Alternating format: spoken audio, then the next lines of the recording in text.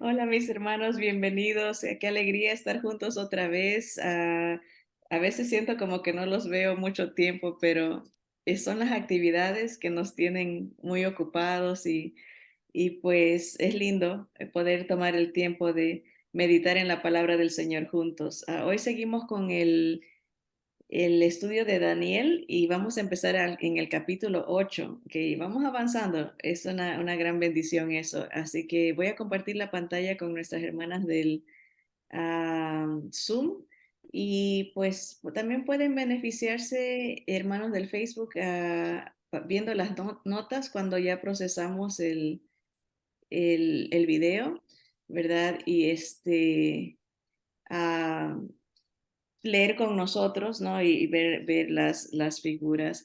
Para recapitular, bueno, en el capítulo 7, déjenme, vimos la visión de Daniel de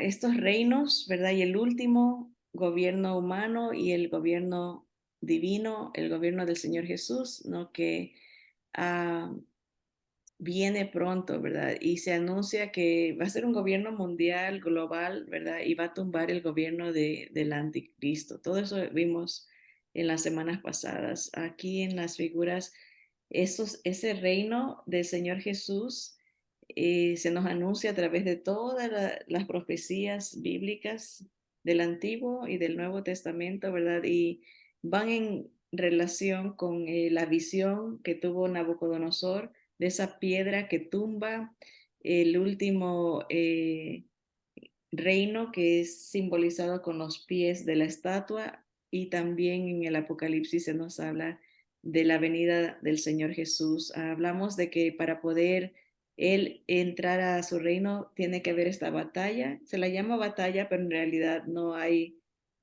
una participación de lado y lado. Simple y llanamente el Señor al venir su presencia es como que si fuera una bomba atómica, ¿no? Elimina a sus enemigos que van a estar en el valle de Megiddo, o que se la conoce como la batalla del Armagedón. Cuando eso pasa, hemos visto a través de otros profetas que eh, se deshacen los enemigos, ¿no? Sus ojos se derriten en las cuencas, las lenguas, la piel, y el Señor empieza a reordenar la tierra que ha estado destruida a través de ese gobierno del anticristo y establece su reino. Ahí nos quedamos y acabamos el capítulo 7 de Apocalipsis, perdón, de Daniel, y vimos algunas porciones como Apocalipsis 19 que nos dan más detalles de cómo el Señor entra, dónde pisa, qué pasa, hay un terremoto también y empieza también a salir fuentes de aguas milagrosas, aguas vivas, ¿no? Que empiezan a restaurar la tierra. Leímos profecías en Isaías, en Ezequiel, en Joel, y pueden ver esas notas en la clase, el video anterior. Pues ahora llegamos al capítulo 8 y entramos en una porción de profecía bíblica en relación con el pueblo de Israel. En los primeros capítulos, del 1 al 7, específicamente del 2 al 7, vimos historia gentil. ¿Qué quiere decir esto? Es la historia de los reyes no judíos, de los pueblos no judíos, ¿verdad? Incluyendo profecías de naciones gentiles que vendrían en el futuro. No solamente eran reinos ah, cercanos a la vida de Daniel, pero a Daniel se le da una visión total de la humanidad, de los gobiernos humanos hasta el fin del mundo. Él ve todo, muy parecido a lo que ve Juan en el Nuevo Testamento, en el Apocalipsis. Ve el fin, ve todo lo que va a pasar en la tierra hasta que la tierra deje de ser, ¿verdad? Um, pero aún ahí, en estos capítulos del 2 al 7, aunque se habla de historia de reyes, naciones gentiles, podemos ver lo que se relaciona con el pueblo de Israel. Como los primeros 7 capítulos eran enfocados a reyes gentiles y su historia, fueron escritos en arameo. Es la única porción en la Biblia donde se usa en todos esos capítulos el idioma arameo. Mientras que en el capítulo 8, tratándose directamente del destino de Israel, se empieza a escribir en hebreo. Del capítulo 8 en adelante ya Daniel está hablando directamente a los judíos, lo que va a pasar con Israel, y por eso les habla o escribe en hebreo, mientras que del capítulo 2 al 7 se habla en otro idioma que es el arameo, que era el idioma que hablaban los babilónicos y los persas en esa área de allá, el arameo. Entramos a una sección en el capítulo 8, a una sección profética difícil, llamada por muchos el lugar santísimo de las profecías, especialmente en referencia al capítulo 9. El capítulo 9 de Daniel es lo máximo en cuanto a revelación de la historia judía, en cuanto al establecimiento del reino del Cristo, en la venida del Señor Jesús. Acuérdense que en el tabernáculo o en el templo habían 3 secciones marcadas, ¿no? El atrio, el lugar santo y el lugar santísimo, donde estaba la presencia de Dios. Igual, por eso le llaman el lugar santísimo, como es lo máximo de revelación, la presencia de Dios. En el capítulo 9, Jesús es revelado, el Rey de Reyes, hasta con el día exacto que entraría a Jerusalén en su primera venida, cuando entra montado en un pollino, dicen un hijo de asna. Esa es considerada la primera venida del Señor Jesús como rey. Él entra a Jerusalén, pero no lo reconocieron y el Señor llora.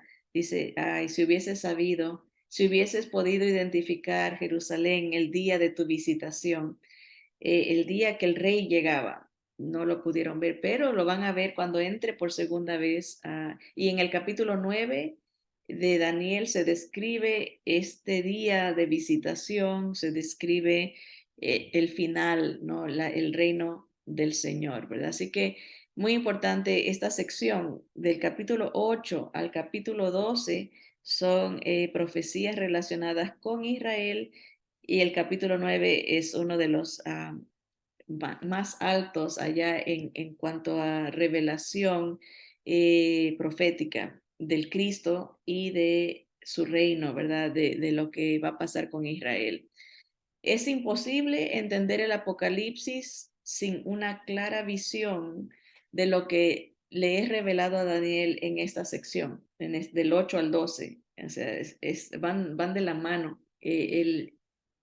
Los capítulos del 8 al 12 de Daniel son el fundamento, la base de lo que pasa en el Apocalipsis. Por eso digo, Daniel, el profeta Daniel y Juan, el discípulo amado de nuestro Señor Jesús, vieron los mismos acontecimientos, ¿verdad? Unos con más detalles que otros y así se van complementando. La sección del capítulo 8 al 12 habla de un periodo de tiempo conocido como intertestamentario, o sea, la parte de tiempo de silencio entre el Antiguo y el Nuevo Testamento que duró aproximadamente 400 años.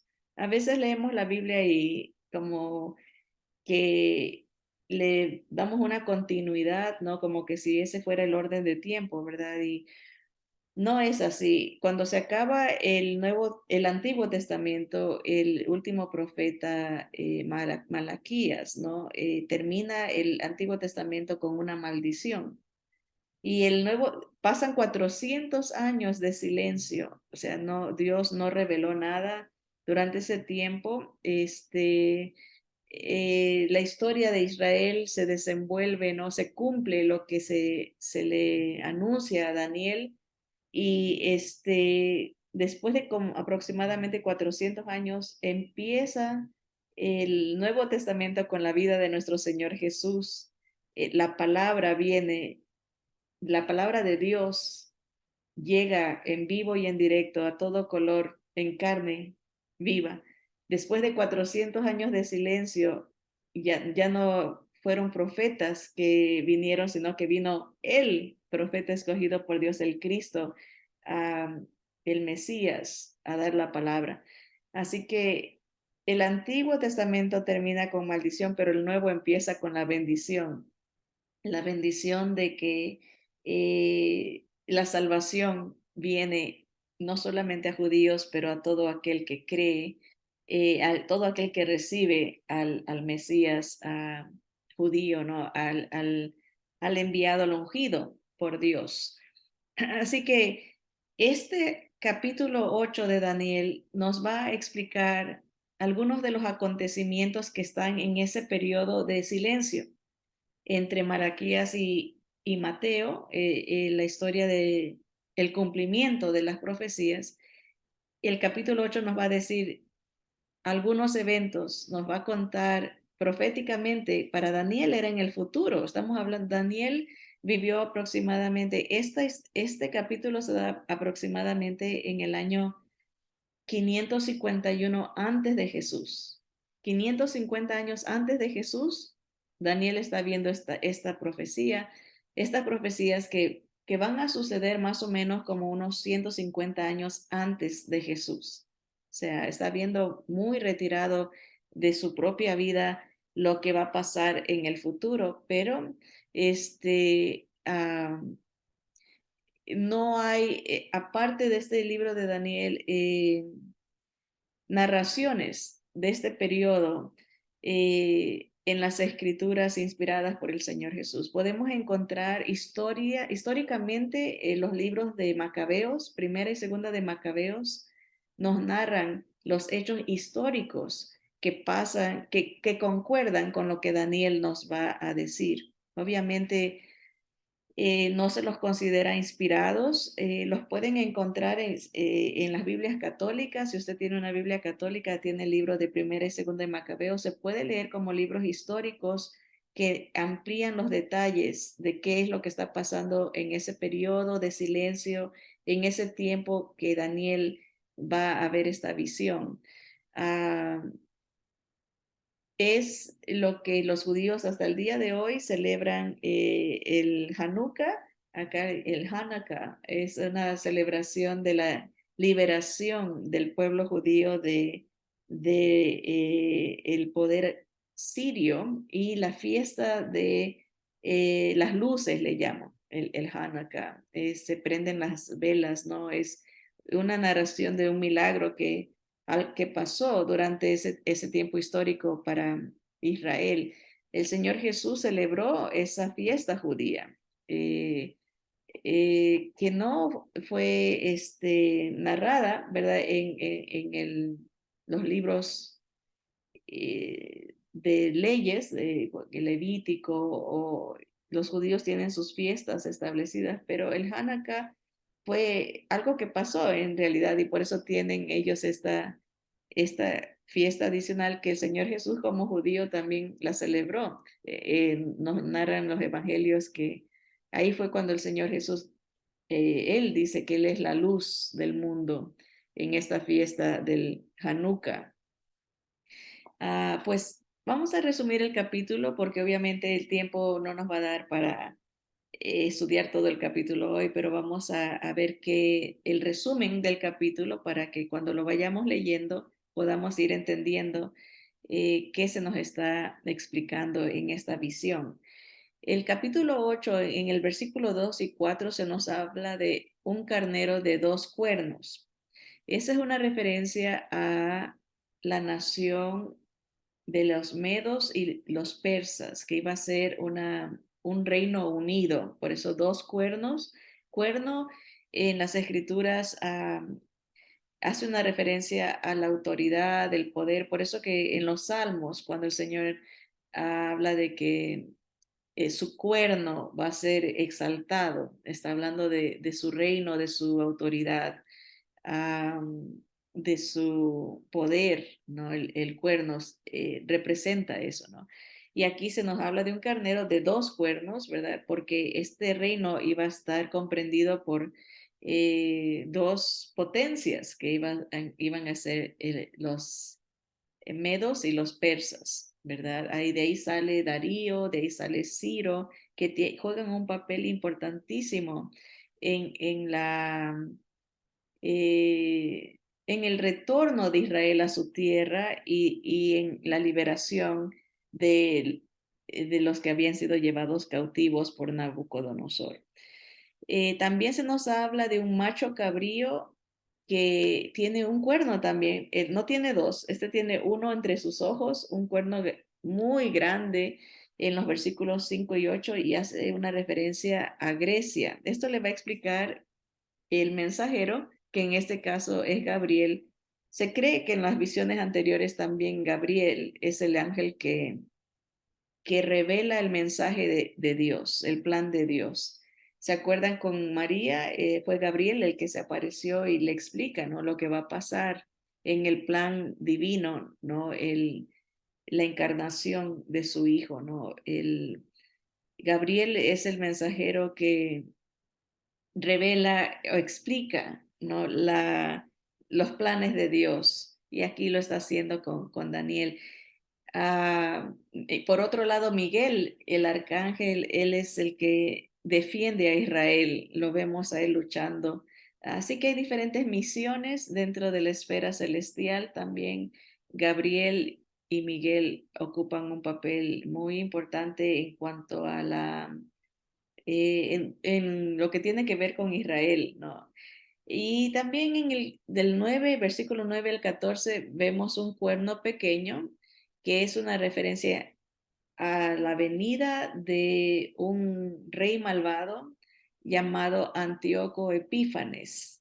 Este rey es una tipología del anticristo. Lo que él hace o lo que él hizo en contra de Israel, en contra del templo, en contra de en contra de Dios. Las cosas que él promulgó son un reflejo de cómo va a ser el gobierno contrario a Dios, de este ser que se levanta contra Jesús y se declara el mismo el, el, el Salvador. Esa es la idea, es un anticristo, es contra el Mesías, contra el Salvador, o también se puede interpretar el anti, la palabra anti puede simbolizar o quiere decir también en lugar de, o sea, que se pone como que en lugar de Jesús, él es el Salvador.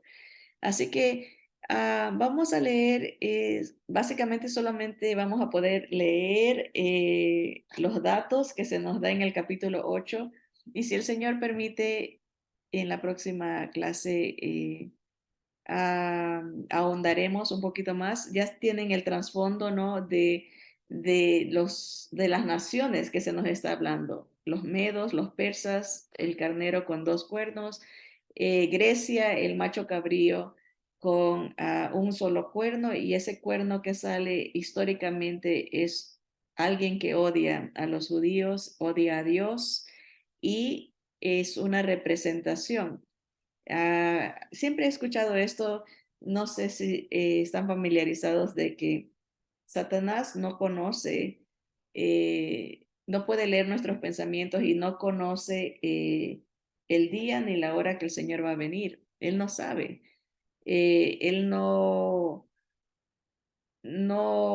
por eso dice que escuchan, los demonios escuchan a la iglesia cuando uno enseña, cuando uno predica porque quieren saber cuál es el plan de Dios. Ellos no tienen omnisciencia, o sea, no lo saben todo. Solo Dios es el que sabe todo. Entonces, como Él no sabe, hay hermanos maestros que enseñan esto, que dice que como Él no sabe, eh, cuándo es que el Señor va a venir. Él prepara un anticristo en cada generación. Está como preparando a alguien y han surgido elementos, hombres que reflejan el espíritu del anticristo. Uno de ellos es este Antíoco Epífanes. Otro, por ejemplo, puede ser Hitler, que odió tanto a los judíos, ¿no? Y los persiguió.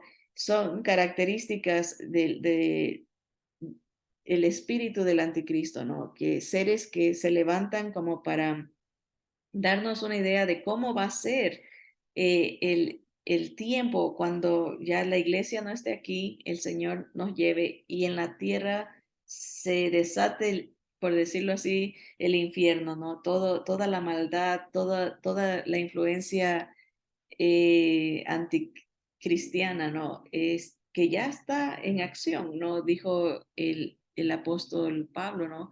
Es doctrinas de demonios, que el antisemitismo, el odio al pueblo de Dios y todo lo que representa a Dios. Pero en este caso, con el capítulo 8, este personaje es muy importante, Antíoco Epífanes. Así que vamos a leer. En el año tercero del reinado del rey Belsasar, me apareció una visión a mí, Daniel, después de aquella que me había aparecido antes. Okay, este es el versículo 1 del capítulo 8. Muy importante. Vemos que Daniel, el libro de Daniel, no lleva un orden cronológico. Hablamos un poquito de la escritura quiástica que existe del capítulo 2 al 7, que quiere decir que hay un conecte entre capítulos. El capítulo 2 se conecta con el capítulo 7. ¿En qué sentido se conecta? En la verdad que se está transmitiendo. Es la historia de la estatua, de la visión de Nabucodonosor y es la visión de Daniel de las bestias. Entonces, el 2 y el 7 se conectan.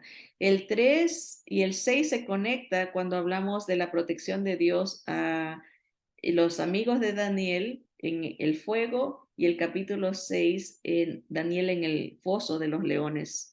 Quiásticamente se conecta. Ki es la X en griego. El quiasmo es una conexión en forma de X. El 2 con el 7, el 3 con el 6 y el 4 y el 5 hablan de juicio sobre los reyes gentiles, Nabucodonosor, el árbol caído, ¿verdad? Se le quita el reino por 7 años y Belsasar, que es nieto de Nabucodonosor, un juicio de destrucción a su reino y ahí entran los medos y los persas en el capítulo 5. Entra Darío, ¿verdad? Y aquí eso pasa en el capítulo 5 y en el capítulo 8 dice Daniel, estoy viendo esta visión en el tercer año del reinado de Belsasar. Entonces estamos retrocediendo en el tiempo. Históricamente aquí Daniel tendría unos 65, 67 años, porque la visión que él ve en el primer año de Belsasar tendría unos 65. Así que estos son 2 años después de la visión del capítulo 7. Está viendo esta visión del capítulo 7 o del capítulo 5. La cuestión es de que no es cronológico, estamos retrocediendo en el tiempo, ¿verdad?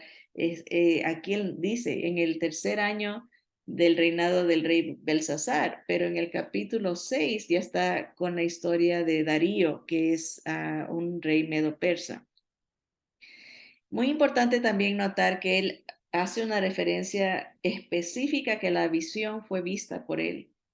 Me apareció una visión a mí, dice, no fue que me la contaron, no fue que la, la descubrí por ahí, no, vino esta visión a mí y usa el nombre Daniel, que es el nombre, cualquiera diría, bueno, ¿qué tiene eso de importante, no? Y para qué hacer tanto énfasis, me vino la visión a mí, Daniel.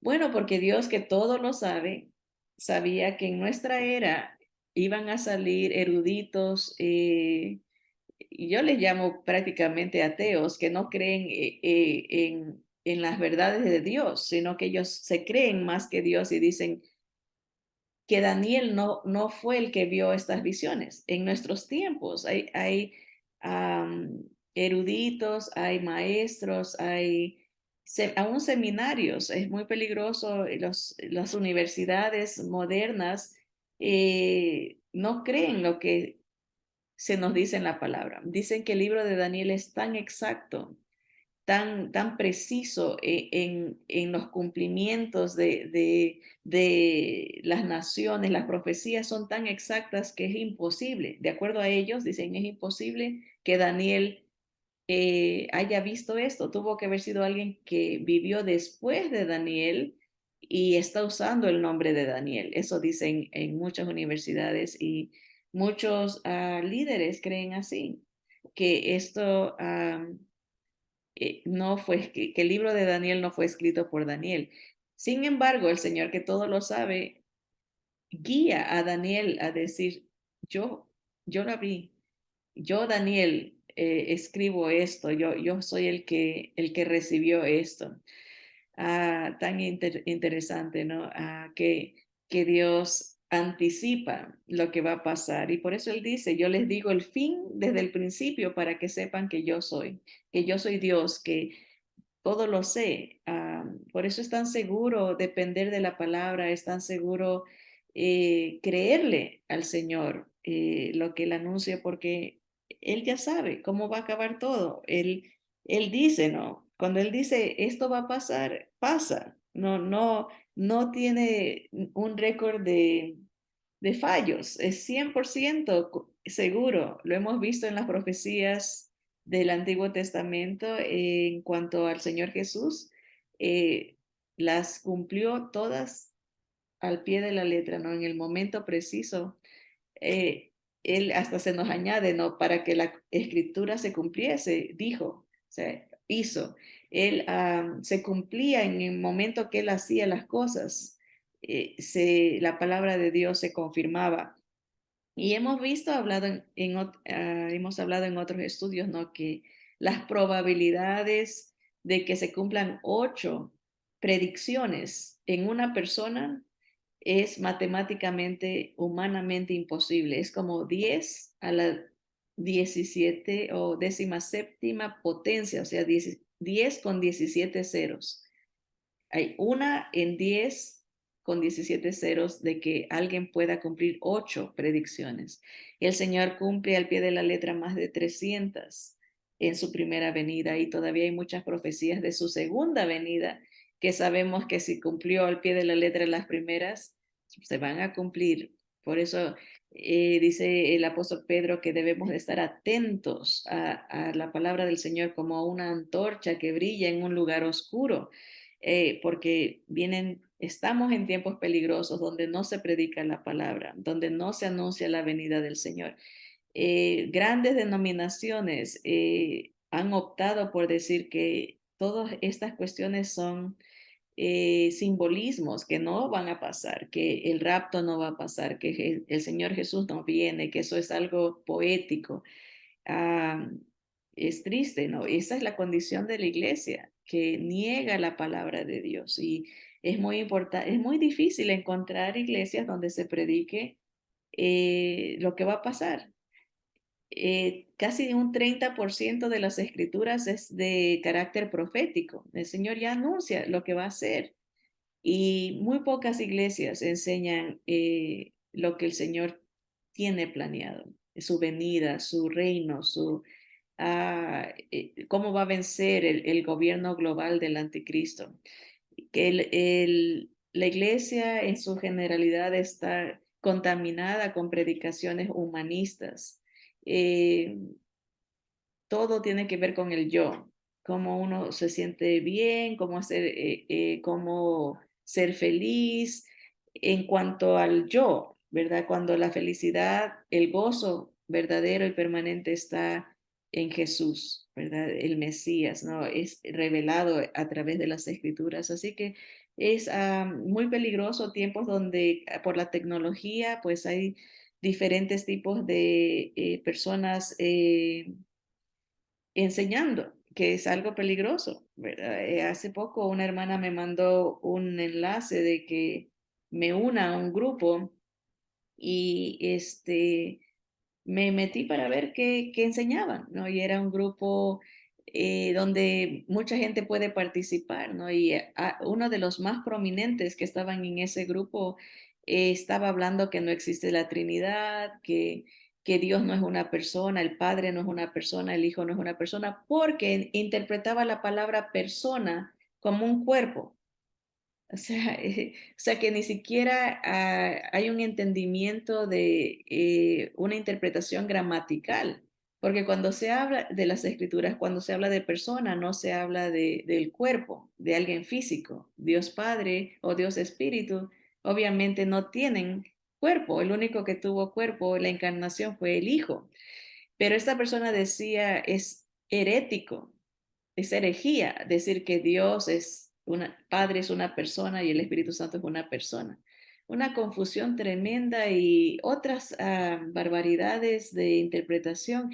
Sin embargo, veo que esta hermana anda buscando por todos lados y cae en un grupo donde no se predica la verdad, no se predica, no se estudia la palabra, nomás se interpreta de acuerdo a una manera personal, sin un estudio del el lenguaje original, sin un estudio de quién es Jesús, ¿verdad? Y ah, vivimos tiempos peligrosos. Si hacemos una práctica de nomás escuchar a cualquiera porque tal vez es carismático, tal vez habla, habla bonito, corremos un gran riesgo. Por eso el Señor en las Escrituras dijo, vendrán tiempos peligrosos donde no sufrirán, no tendrán oídos para oír la sana doctrina, no, sino que tendrán comezón de oír fábulas, quieren oír cuestiones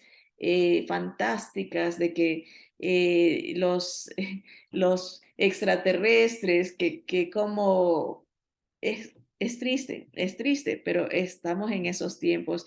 Estaba viendo un video de una denominación muy grande acá en Estados Unidos, nueva doctrina, ¿cómo se llama? Una nueva declaración de fe que dice, creemos en un Dios de género ambiguo, o sea, puede ser hombre o mujer.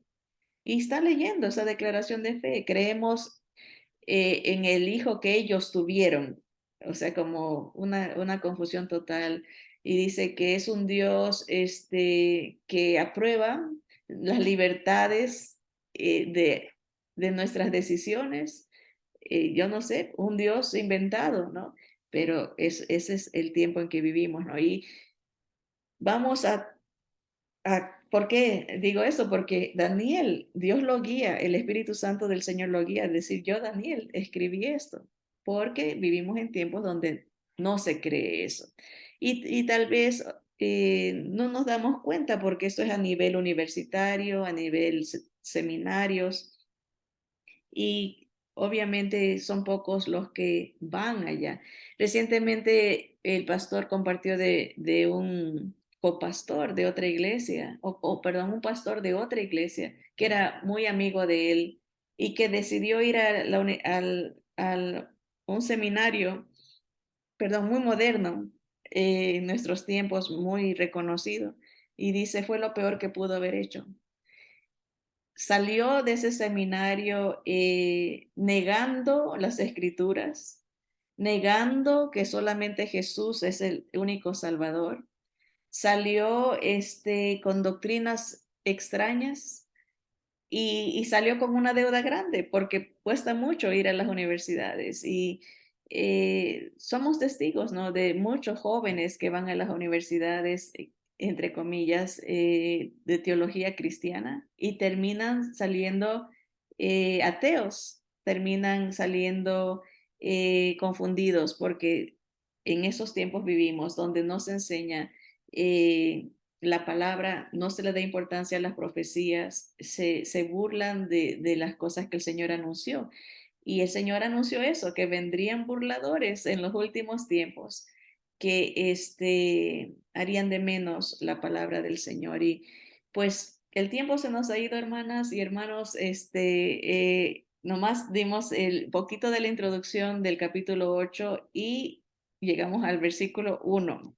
Así que si lo quieren leer en su tiempo libre, vamos a meditar, si el Señor permite, en la visión desde el versículo 2 al 14. Hay mucha historia que ver ahí y Lo explicaremos con más calma en la próxima clase. Así que vamos a darle gracias al Señor. Gracias, hermanas, por su sintonía.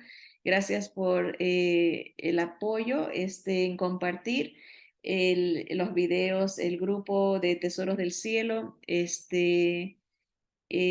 Procura estudiar la palabra del Señor y anunciar lo que viene, equipando al pueblo, ¿no? Como dicen las escrituras, que el Señor da los ministerios, ¿verdad? Para que con la palabra, ¿verdad?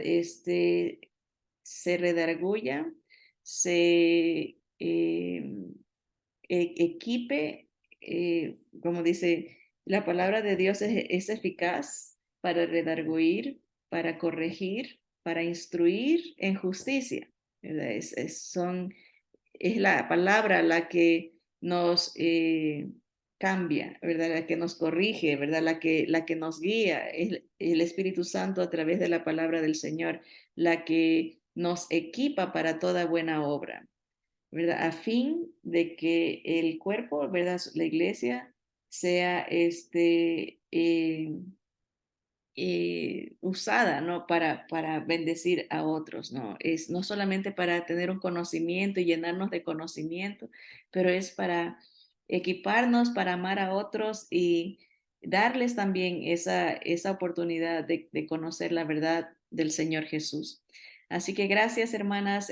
Solo les toma un compartir con sus familiares el grupo y pues ayudamos a que la palabra del Señor corra, ¿verdad? Que el Señor alcance a más personas. Así que vamos a orar y darle gracias al Señor por el tiempo que nos ha dado, y que el Señor nos guarde, como lo ha prometido.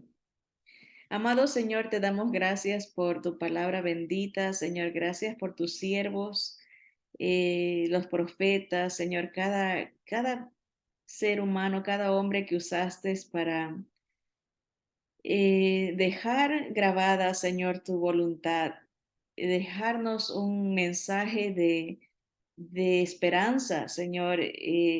Gracias porque eres perfecto, Señor, y desde antes de la fundación del mundo tenías este plan, ¿no? De levantar un pueblo de donde vendría un Salvador para alcanzar a toda la humanidad y rescatarnos de nosotros mismos, rescatarnos de las maldiciones que heredamos por el pecado, Señor, la muerte, la condena, la separación de, de ti, Señor. Gracias por el Mesías que preparaste, nuestro Señor Jesús. Gracias, Señor, porque Él triunfa. Señor, y podemos ver el futuro con esperanza, con consuelo, que en medio de tanto sufrimiento, en medio de tanta turbación, en medio de tanto caos, Señor, tú rescatas a tu pueblo, Señor, no solo a Israel, pero a todos los creyentes. Gracias, Señor, porque no somos de este mundo, Señor, y tu sangre nos ha sellado, nos ha rescatado de todo, Señor, de la muerte de Satanás, del sufrimiento venidero, Señor. Gracias, gracias, Señor, porque somos tuyos, Señor, y nos sellas para el día de la redención. Gracias, Señor, por tu palabra. Gracias, Señor, por la revelación de Jesucristo en cada libro, Señor, cada mensaje, cada personaje, cada profecía apunta a tu amor revelado en él, Señor. Gracias porque tu Espíritu Santo, Señor, es regalado a cada creyente, Señor. Tu presencia nos llena, nos protege, tu presencia nos guía, Señor. Gracias porque tú acabarás la obra que has empezado en nosotros. Es tu promesa, Señor. Somos tu poema, somos hechura tuya, Señor, creados en Cristo Jesús para buenas obras, para servirte, para amarte, hasta que tú vengas o hasta que tú nos llames, Señor. Gracias por este tiempo que nos has dado. Bendice a cada oyente, Señor, que tu palabra Cumple el propósito para la cual la has enviado, Señor, la gloria de Cristo. Y es en su nombre poderoso que oramos y te pedimos todas estas cosas. Amén. Amén. Muy bien.